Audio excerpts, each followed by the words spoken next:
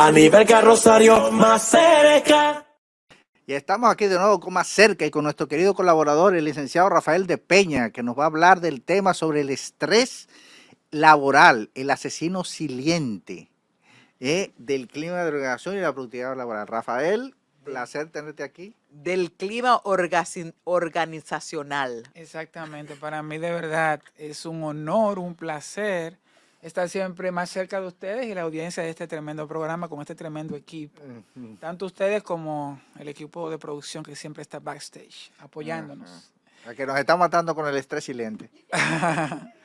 Le hemos llamado estrés laboral el asesino silente del clima laboral y la productividad organizacional porque definitivamente el estrés es un factor que impacta al clima, carga el clima laboral, hace que los colaboradores se cansen, se sobrecarguen y efectivamente se enfermen y eventualmente impacta la productividad de manera negativa.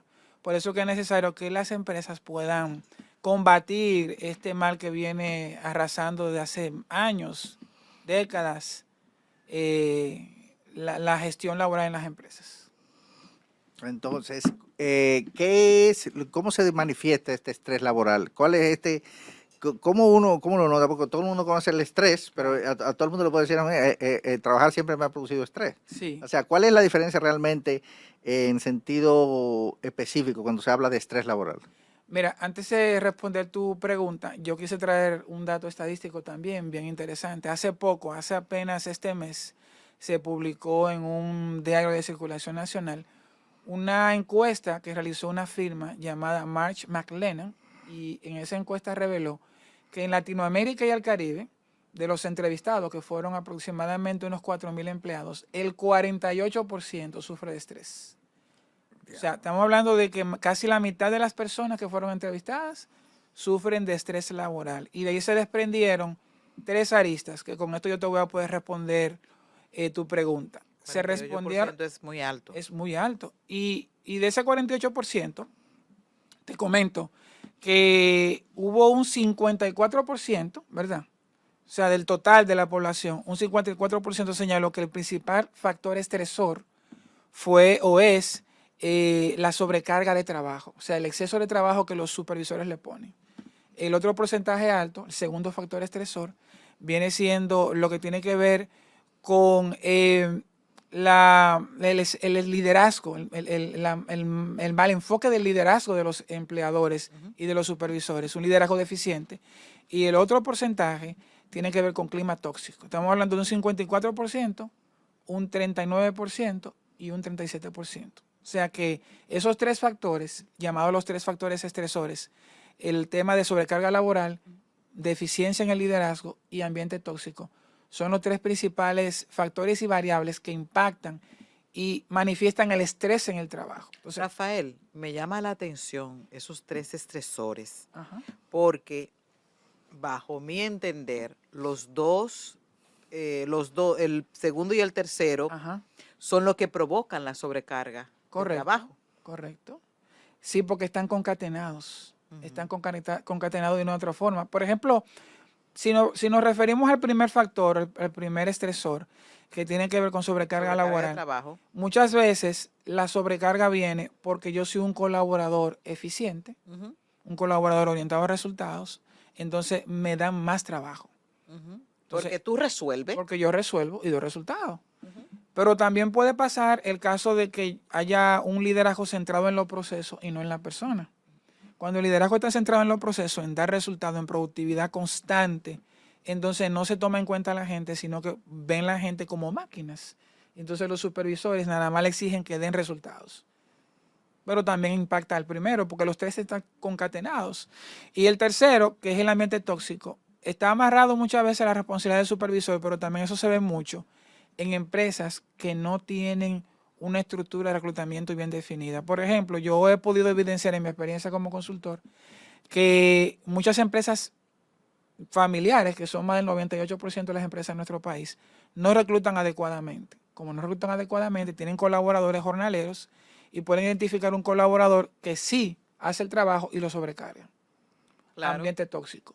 Pero también tenemos casos de situaciones de clima cargado por chisme, por morbo, por mal manejo de la comunicación, producto precisamente de que traen a las líneas, a la planilla de personal, personas que no son calificadas, ni son personas con principios, con valores. Eso es por amiguismo. Por amiguismo, clientelismo. Entonces, todo eso confluye e impacta de manera significativa la gestión del colaborador. Y ya yendo a la respuesta que espera Vicente, la diferencia entre uno y otro tiene que ver con los actores, más bien, en los estresores, quiénes te producen el estrés. Porque puede ser, por ejemplo, que tú estés en la universidad y lo que te produzca estrés a nivel académico sea un examen.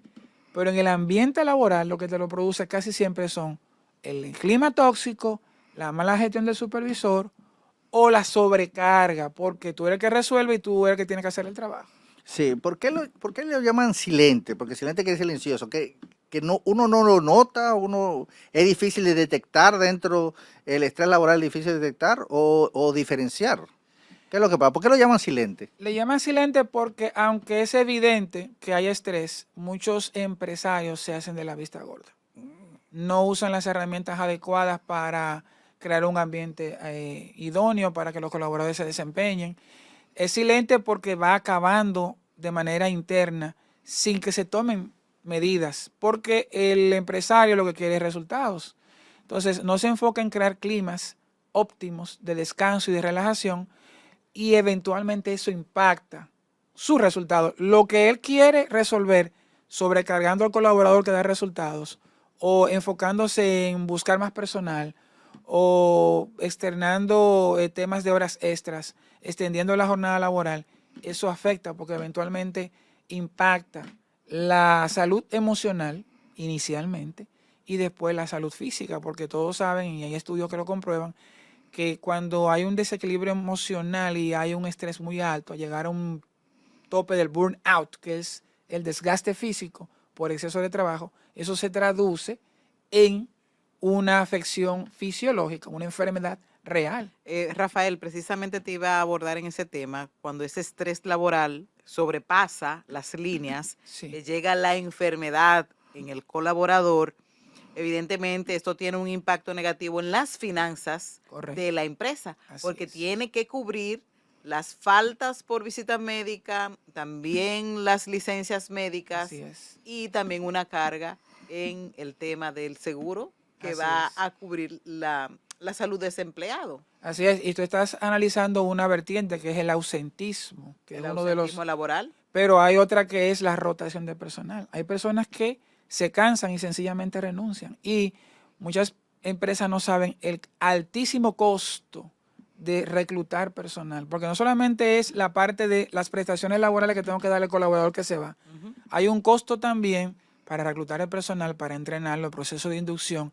En empresas, por ejemplo, en donde el tiempo es oro por el tema de la productividad o porque se enfoca mucho en generar dinero de manera permanente, el proceso de curva de aprendizaje también es una pérdida de dinero, porque si tú tienes un colaborador en entrenamiento que lo estás induciendo y no sabe hacer su trabajo, porque tuviste que reemplazarlo en bola de humo, como decimos, porque te renunció una persona por exceso de estrés, eso causa también un costo. Yo he visto empresas que la rotación de personal en una posición en un año es de hasta 18 personas. Pasa un promedio de más de 1,5 personas por mes en una posición. Y es producto del exceso de trabajo, porque no se planifica, no se organiza, no estructuran las descripciones, no hay un equilibrio en la carga laboral. Eso pasa con mucha frecuencia. Así mismo. ¿Y esto se da mucho en las grandes empresas o en las pequeñas empresas, en las medianas empresas?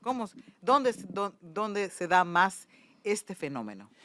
El fenómeno es más presente en las empresas pymes, micro, pequeñas y medianas empresas, empresas criollas, en donde no tienen casi nunca una estructura definida, no tienen un psicólogo de planta, no tienen un gestor de capital humano, tienen un encargado de personal que contrata a la gente y la cancela. Y le paga el sueldo y le celebra los cumpleaños. Entonces, esa persona que es el encargado de reclutar, cancelar, celebrar los cumpleaños y pagar la nómina, quizás no tiene el manejo para poder seguir de una manera integral lo que es la gestión del capital humano.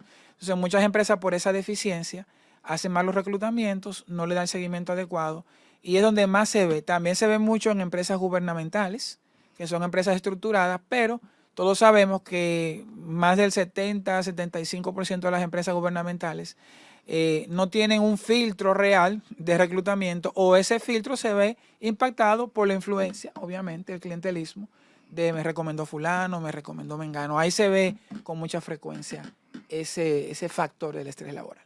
Así mismo. Rafael de Peña, gestor de capital humano.